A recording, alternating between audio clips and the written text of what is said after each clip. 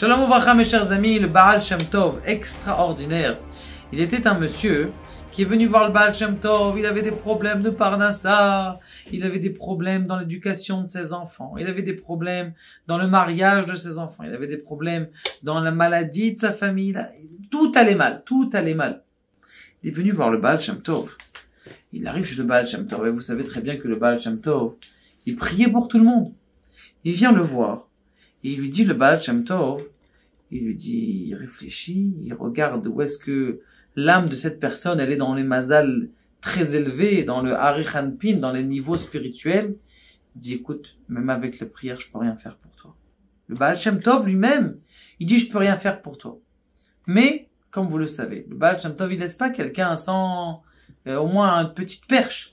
Il est parti dans la Sefria, il est parti dans l'armoire, et il sort un livre, et il prend un Gemara, il ouvre Masechet Baba Batra, et en plein qu'il ouvre Masechet Baba Batra, il ouvre une page, n'importe laquelle, comme vous le savez, on peut demander le conseil de la Torah.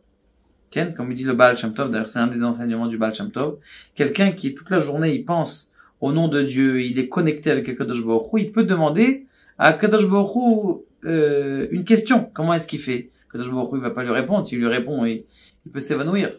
Et là-bas, il prend un livre, il ferme le livre, il se concentre. Et ça marche, il dit le Baal Shem Tov, uniquement si quelqu'un il pense à Dieu toute la journée ou la majorité de la journée. Il ouvre le livre, il voit le message que Kadosh Baruch Hu lui donne. On a fait Baruch Hashem plein de fois. C'est toujours extraordinaire, toujours des miracles. Et donc, ce qui se passe, c'est que le Baal Shem Tov, lui aussi, il a fait exactement la même chose. Il est parti dans l'armoire, il a ouvert un livre. D'ailleurs, le Chida, il ramène, le Chida, il amène que c'est de demander à la Torah et c'est pas considéré comme de la sorcellerie.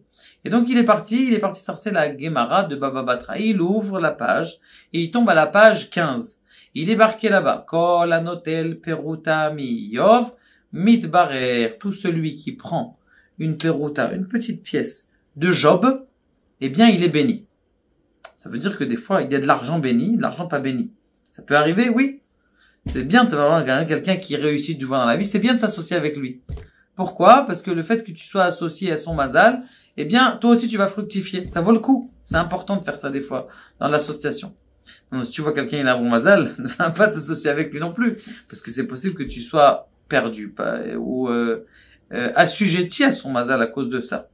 Maintenant, ce qui se passe, il a dit, écoute, quand un tel brutal et Ani, Job, il n'y a pas Job aujourd'hui. Il a dit, mais il y a des gens qui ressemblent à Job aujourd'hui. Il dit, écoute, tu vas dans une ville, pas très loin d'ici, à Brody. Dans cette ville de Brody, il y a un homme qui s'appelle Rabbi Shabtai Meir. Cet homme-là, c'est un homme qui fait de la tzedaka, il fait énormément de bien, il a l'habitude de donner à tout le monde, aux enfants, aux grands, et il fait au maximum. Tu vas lui demander de l'argent, et peut-être que ça pourra t'aider.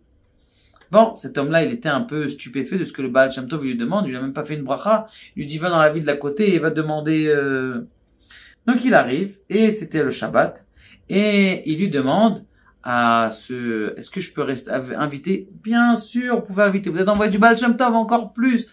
Vous êtes invité, il passe Shabbat, il ramage des tables extraordinaires, du bonheur, des chants, qui est Shomera Shabbat. Et Baruch Hashem, il passe un bon Shabbat. À la fin de Shabbat, ce petit juif, il va voir l'hôte, Rabbi Shabtai Meir, et lui dire, quoi, alors Baal Shem Tov m'a demandé, est-ce que tu pourrais me donner une petite pièce, parce que il paraît que tu es béni. Il dit, mais bêtard que je peux te donner, je vais te donner ma bracha et ma pièce. Il sort une pièce de sa poche, et il lui donne sa bracha, que Be'ezrat Hashem, avec cette pièce-là, tu puisses réussir dans toutes tes entreprises. Il a pris cette pièce-là, il l'a gardée, il a commencé à faire une affaire avec cette pièce-là, et Baruch Hashem, son mazal s'est transformé. Et depuis ce jour-là, ce mazal s'est transformé. Il a dit le Baal Shem Tov quelque chose d'extraordinaire. Il a dit, qui est-ce qui m'a mis dans la tête que pour cet homme-là, dont je savais qu'il n'avait pas de mazal, eh bien je suis parti dans l'armoire, et je suis parti prendre un livre et ouvrir le livre.